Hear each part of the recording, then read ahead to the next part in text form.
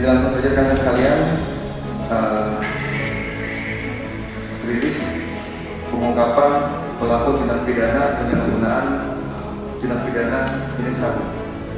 Dasar LP garis miring 95 garis miring 10 Romawi 2025 garis miring SPKT garis miring Satres Narkoba garis miring Polres Aceh Timur garis miring Polda Aceh tanggal 22 Oktober tahun 2025. Waktu dan tempat diamankan tersangka pada hari Rabu tanggal 22 Oktober 2025 sekira pukul 15.00 WIB di Desa Alu Bugen, Kecamatan Perlak Timur, Kabupaten Aceh Timur. Inisial tersangka yang pertama adalah IR, umur 36 tahun, pekerjaan wira swasta, warga Kecamatan Manyak, Payet, Kabupaten Aceh Tamiang. Yang kedua, SA, umur 41 tahun, wira swasta, warga Kecamatan Perlak Timur. Yang ketiga yaitu DE, umur 32 tahun, pekerjaan wira swasta, warga Kecamatan Karangpawitan, Kabupaten Garut, Jawa Barat.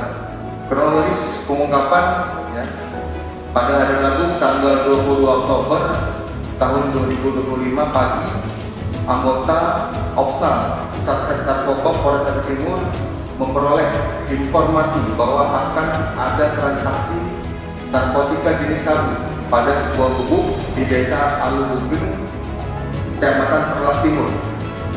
Dari informasi tersebut dilakukan pendalaman yang selanjutnya dilakukan pemantauan di sekitar lokasi. Sekitar pukul 15.00 WIB, anggota Opsnal Satres Narkoba melakukan penggerebekan gubuk yang di dalamnya terdapat ketiga tersangka. Yang ditemukan juga di situ, di tempat itu adalah barang bukti berupa satu kantong plastik warna merah yang di dalamnya terdapat bungkusan plastik bening berisi yang diduga narkotika jenis sabu seberat 920,49 gram bruto.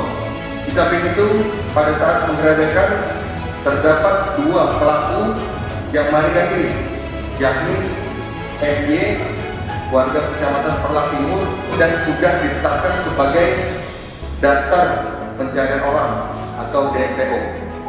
Serta satu orang lagi yang melarikan diri adalah calon pembeli sabu.